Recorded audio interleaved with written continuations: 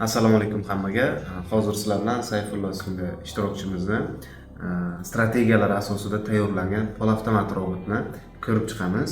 Xo'p, polavtomat robotimizni ko'radigan bo'lsak, bu yoqda asosan fokus qaratilgan narsa uzoq muddatli savdoga qaratilgan. Birinchi o'rinda qisqacha o'zlari tushuntirib bersinlar strategiyalari bo'yicha, keyin yo'g'ini yana davom etamiz. Qisqacha bitta tushuntirib bersangiz. Strategiyamiz uzoq muddatga mo'ljallangan strategiya bo'ladi. Xo'p, masalan aytamiz, tilla har doim o'sadigan narsalar yildan yilga o'sib kelyapti. Bu narsamiz nima degani, uzoq muddatga stelkani ushlab turish. Masalan, pastga tushib ketsa ham zarar qilmaydi, tak zamokka olinadi strategiyamiz. Qachongan paytda zamokka olinadi. Masalan, $1000 tushib ketami, $3000 tushib ketami, farqi yo'q bizga. Bizga faqat foyda, to'shta tilla faqat tepa yurganda bizga foyda bo'ladi. Zamokka olinganda bu yerda minus bo'lmaydi bu yerda. Bo'ladi, redki malinki minuslar bo'ladi. 1 punktga minus bo'ladi xolos. Hozir ham mana ko'rib turibmiz, live'da bo'lyapti savdoyimiz. Mana masalan, bitta сделкamiz turibdi, masalan $2400 mana bu yerda minusda turibdi mana. Bu narsamiz zamokka olingan tepasida, mana tepasida bitta foyda. Ya'ni yo'nalish bo'yicha yurmagan. Ha, bu yerda mana 4500 dan pastda silga kirilgan pozitsiyamiz. Hozir ham zamokka turibdi, bizda zarar yo'q bu yerda. Bu to'shda nima degani? Strategiyada minus bo'lib ketami, sell paytga kiriladimi, tilla tepaga yursa farqi yo'q, zarar bo'lmaydi bu yerda, zamokka qolingan bo'ladi. Itok baribir foydaga chiqadi. To'shda tilla yurgan sari. Ana endi men o'zim yanada tushuntirishga harakat qilaman, aniqroq qilib.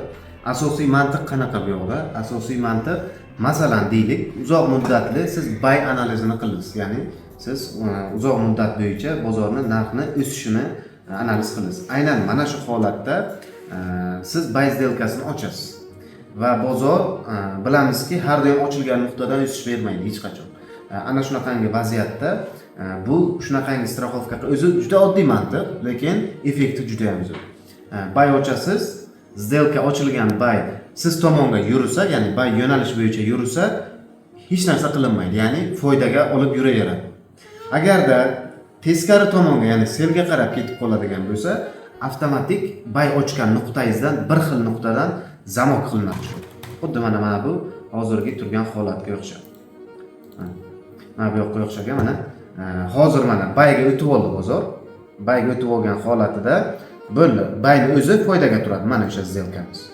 $37 foydaga turibmiz. Agarda narx men o'ylagan tomonga emas, teskarisiga ketib qoladigan bo'lsa, sell stop turibdi mana bu yerda, ko'rsalaringiz bilan. Sell stop aynan shunga turadi. Ya'ni buy ochilgan nuqtamizda sell stop turadi. Va bozor kelib sell stopimizni olib pastga oqib ketadigan bo'lsa, ikkalasini ham lotlari bir xil. 0 lotga 0 lot. Buy sell, ya'ni short zamok bo'ladi. Hech qayoqqa zarar ham ko'paymaydi, foyda ham bo'lmaydi. Short zamok bo'lib qoladi. $3, $2 atrofida zamok bo'lib qoladi. Bo'lib. Agarda yana qaytib bozor o'sha bizning yo'nalish bo'yicha ketadigan bo'lsa, mana bu ochilingan, zamok qilingan sell lotimiz bor-ku, sellimiz. Aynan o'sha sellimiz stop loss, ya'ni $1 stop loss bilan yopiladi. Bu endi lotga bog'liq. 0.01 bo'lsa $1, 0.10 bo'lsa $10 zarar, 1 lot bo'lsa $100 zarar bilan yopiladi va bozor dalchi ketadi, tepaga qarab. Ketsa, bizga foydamiz ko'payadi. Mana masalan, hozirgi momentda ochib turgan сделкamizni ko'rsalaringiz, qani bugunga qanaqa zarar qilgan va o'zi foyda qilib bo'ladi. Bu narsani ishlatish uchun долгосрочно ham ishlatsa bo'ladi, и scalping qilib ishlatsa ham bo'ladi. Mana oxirgi o'sha ochilingan narxlari bilan ko'rsalaringiz bo'ladi. 47, 42 narx mana, kakras o'sha narx. 47, 42. Mana shu joyda mana necha marta sell olib stoplab qo'ygan. Umumiy hisobda hisoblasalaringiz, где-то $150 atroficha stop bo'lgan bo'lishi kerak. Mana shu jarayonda. Ana endi mana bu ochilingan buy orderim mana $150 foydaga chiqqanda bezubitkada chiqqan. Uje undan yuqorisi mana foydamda ishlaydi. Mana bozor o'zi teskari ketdi, e'tibor bering qanaqa holatda. 34 lot, $34 zarar. Bu yoqda $30. $1 razilasi. $1 razilasi bo'ladi, bo'ldi. Short zamon. Bo'ldi, hech qayerga qimirlamaydi. Men balansim ham silib qo'ymaydi. Pul hech qayerga yo'q bo'lib ham qolmaydi. Shunchaki $1. Agar shu holat yo'qmasa, yopaverasiz kerak bo'lsa o'sha $1 zarari. Hech qanaqangi muammosi yo'q. Asosiysi qilingan analiz teskari ketib qolgan holatda siz shortingizni silib qilmaysiz. Qo'shimcha сделка o'tishim kerak yoki stop lossni surib, unaqa narsalar bo'lmaydi. Avtomatik short zamok qilinadi. hech qayerga pulus ketib qolmaydi va zarar ham bo'lmaydi. Qachonki yana bozor o'zini yo'nalishi bo'yicha, ya'ni siz qilgan analiz bo'yicha tepaga chiqib oladigan bo'lsa, yana siz foyda qilishda davom etaverasiz. Xuddi mana shunaqangi tartib bilan ishlatsalar juda ham zo'r instrument. Lichni meni o'zimga juda ham yoqdi. Shu ikkita strategiyalarning ichidan yoqqanlari mana shu ikkitasi juda ham zo'r. Akamiz indikatorlari ham, mana bu hozirgi qo'l-avtomat ham juda ham zo'r to'g'ri. Bemalol ishlatinglar, ko'ringlar. Xudo xolasa, любой temaga tushadi. Xohlasalaringiz signal kanal bilan ishlatinglar, xohlasalaringiz o'zlaringiz analiz bo'yicha kiringlar. Xohlasalaringiz indikatorlar bilan ishlatinglar. Ya'ni buy sell beruvchi bizning indikatorlar bilan ishlatinglar. Umuman farqi yo'q. Любой yo'nalishga tushadi, любой machasiga sizga foyda olib keladi. Xo'p, hozir sizlarga ishlash logikasini yanada aniqroq qilib tushuntirishga harakat qilaman. Shtobi strategiyalaringizga moslab ishlata olishlaringiz uchun. Xo'p, trading viewga kirib olaman, shuni chizib ko'rsatib beraman. Xo'p, masalan, deylik, narx bizada o'sib chiqib turibdi, ya'ni ketyapti, uptrend turibdi. Bizning analizimiz bo'yicha biz nima kutamiz? Ya'ni bozordan uptrend kutamiz. Narx dalish o'sadi degan analizni kutamiz. Va aynan mana shunaqa joyda narx mana deylik pastga tushdi. Bu oddiy strategiya. Masalan, shu bilan kombinatsiya qilsa bo'ladi demoqchiman-da. Masalan, deylik mana shu nuqtadan biz buy ochdik. Hech qanaqa tek, hech qanaqa stop qo'yish kerak emas. Robot avtomatik uni kontrolga oladi. Buy ochdik, agar narx mana shu yo'nalishdan yuqoriga ketadigan bo'lsa, bu yaxshi. Bizning foydamizga ishlaydi. Agarda teskariga qarab ketadigan bo'lsa, pastga qarab ketib qoladigan bo'lsa, mana bu nuqtadan bizga avtomatik nima bo'ladi? Shotimiz zamokka tushadi. Ya'ni zamok qiladi. Hech narsa yo'qotmaymiz. Ya'ni shu joyga savol kelishi mumkin sizlarga. Mana shu nuqtadan sirasi zamok bo'ladi. Ko'rinyapti. Bittasi buy, bittasi sell bo'ladi. Ya'ni buy sell. Loti bir xil ikkalasi. Zamok bo'ladi. Zamok bo'lgandan keyin siz hech narsa yo'qotmaysiz. Balansiz hech qanaqasini o'zgarmaydi. Foyda ham zarar ham bo'lmaydi. Agarda narx tushib turib qaytib keladigan bo'lsa mana bu joyga. O'sha bizada mana bu joyimizda stop loss bo'ladi. Ya'ni stop loss nimani stop lossi? Bu stop loss zamok uchun ochilingan сделкамizning stop lossi hisoblanadi. Deylik, mana birinchi сделкamiz buy ochilindi, bozor teskari ketdi, avtomatik sell bilan zamok bo'lindi shot va sell ga bozor yursa ham, buy yursa ham o'sha qimirlamaydi. Ana endi biz chiqib ketishimiz kerak bu zamondan. Chiqib ketish uchun narx qachonki orqaga qaytib kelsa, ana bu joyimizda bizda $1 zarar bo'ladi. Mana shu nuqtada bizda $1 zarar bo'ladi-da, bu stop loss turibdi. Selimiz zararda yopiladi, $1. Selimiz zararda yopiladi va bitta buy o'zi qoladi bu yoqda. Tushunarlimi? Bitta buy o'zi qoladi. Bitta buy o'zi qoladi va narx o'sgani sari biz ketdik, foydaga qarab chiqib ketaveramiz. Mana bitta buyimizning o'zi normalniy foyda beradi. Bu narsani dalish ushlasalar ham bo'ladi, qo'rqmasdan. Ketdi bu. Shuncha chiqib turib, qaytib kelgan taqdirda hech narsa yo'qotmaysizlar-da. Chunki nima bo'ladi? Yana qaytib zamok bo'ladi mana. Yana qaytib zamok bo'ladi, hech qanaqa zararga ketib qolmaysizlar. Bozor oqib ketmaydimi? Umuman farqi yo'q. Chunki biz buy ochganmiz ham dalish buy ketadi, aniq. Hozir tillarning bozori, indekslar, Nasdaq, US30, Dow Joneslarning bozorlari har doim uptrend bo'ladi. Hech qachon pastga ketmaydi. Tillar ham xuddi shunaqa. Aynan shunaqa valyutalarda ishlasalaringiz, oddiy shu strategiya juda ham zo'r ishlatsa bo'ladi. Atak o'zlaringizni любой strategiya bilan ishlatinglar, farqi yo'q. Yoki indikatorlar bilan ishlatinglar, umuman farqi yo'q. Hammasida ishlab beradi.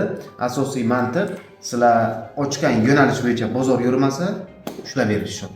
Bo'ldi. Mana shu narsa bor ichida va bu juda ham zo'r narsa. Bitta ishlatib ko'rsalaringiz, o'zlaringiz xudo xolasa yanada tushunib olasiz. Mana hozir pastga ketib qolgan, masalan, oddiy shu holatda. Nima bo'ldi bizga? 0 buy, 0 sell. Mana lotlari. Bo'ldi. $1 o'rtacha razilcha qilibdi, $1 minusda turibdi. Bo'ldi. Boshqa narsa yo'q. Agarda yo'nalishim bo'yicha qaytib tepaga yuradigan bo'lsa nima bo'ladi? Mana bu sellim ochilingan, mana bu sell. $1 zararga yopiladi, u yoqqa ham foydaga ketadi. Xullas, avvalambor rahmat aytamiz sizga, chunki shu narsani shuncha odamlarga tekinga beryapsiz. Bu narsa juda yaxshi narsa. Biz ham bu narsani qo'limizdan kelgancha birga bir qilib avtomatlashtirib berdik strategiyalarini va bu narsadan foydalansalaringiz, xudo xolasa, hech qanaqangi sliplar bo'lmaydi va hamma o'ylaymanki daromadga chiqadi. Fikringiz bo'lsa, xo'p, sizlarga ham rahmat, shunchalik bizga yordam berdinglar, mana shu narsani yaratib berdinglar. Xo'p, buni hamma treyderlarga ma'qul keladigan umiddaman, hammaga foyda keltiradigan umiddaman. asosiy narsa bu strategiyani ishlatayotganda iloji boricha dalgasroqqa ishlatinglar. Bunda juda yaxshi foyda bo'ladi degan umiddaman bu narsani haqiqatda. Silik bo'lmaydi bu yoqda. Komissiyaga ozgina zarar bo'lishi mumkin, lekin bu yoqda silik degan narsa yo'q. O'zi 1-2 dollar narsa, u hech narsa emas. Bu narsa yil ushlasa bunda yaxshilab foyda bo'ladi degan. O'zlari natijalarini ko'rdim, va shu dahshat ishoninglar. Zo'r natijalari var. Bomba. Xuddi shu narsani yasadi. Ishlatinglar, sizlar ham bu kishiga o'xshab foyda qilasiz. Dalgasroq ishlanglar, skalping bo'lsa. Skalpingini ko'ringlar, akamiz o'zlari dalgasroqga ishlaydi. Men skalping bilan ishlatib ko'rdim, dahshat. Bu holatda qachon biz foydaga yopa olamiz? Ya'ni aytganlaridek, dalgasrochniy bu narsa, ya'ni qancha foydaga chiqqani sari o'zingiz xohlagan vaqtda yopishingiz mumkin. Farqi yo'q. Bu siz o'z qo'lingizdagi narsa. Xohlasangiz trailing stop qo'yib, orqasidan sudrab yursangiz ham bo'ladi stop lossni, yoki-da bu kishiga o'xshagan dalgasrochni ushlang. Katta punktlarda ushlab qo'yasiz, bo'ldi tillanib 5000-6000 ga chiqib ketsa ham dahshat foyda qilsa bo'ladi. Atak skalping qilib ishlatsalar ham bo'ladi. Ya'ni o'sha aytganimdek 1 dollar zararga yopilgan vaqtida o'sha zararlarni hisoblaysiz 5 dollar, lekin ochilingan сделканgiz o'sha yo'nalish bo'yicha yurgandan keyin 20 dollar foydada turibdi. Bo'ldi, o'sha paytda yoping, oling bo'ldi. Itog'da sizda 15 dollar foyda bo'ladi. Masalan, xuddi bunaqa qilib ishlasangiz ham bo'ladi yoki-da dalgasrochni ushlang. Ochilgan сделканы qachon yopish o'zingiz qo'lingizda. Ya'ni sizni qoniqtirgan foydaga chiqqandan keyin bemalol yopishingiz mumkin. To'g'rimi? To'g'ri, hammasi o'zining qo'lida bu narsani yopish. Endi biz harakat qildik, take profit qo'ymoqchi bo'ldik bu narsaga, lekin akamiz aytdilar-ki, yo'q, take profit bilan men qilmaganman. Men ochib qo'yaman, bo'lib ushlayman, ketdi, tamom. Sel bo'lsa, katta trend selni ushlasam, sel bo'yicha ushlayman, uptrend bo'lsa, uptrend bo'yicha ushlayman dedilar. Kerakli foydaga chiqqan paytida, kuchli zonalarga borgan vaqtida yo'q bo'laman degan narsani aytdilar. O'sha uchun ham sizlarga kimga qanaqa ma'qul ishlatinglar. Agarda yana qanaqadir qo'shimcha takliflar bo'lsa, ularni ham keyinchalik update qilib chiqarib beraveramiz, xudo xolasa. Atak hozircha mana shu.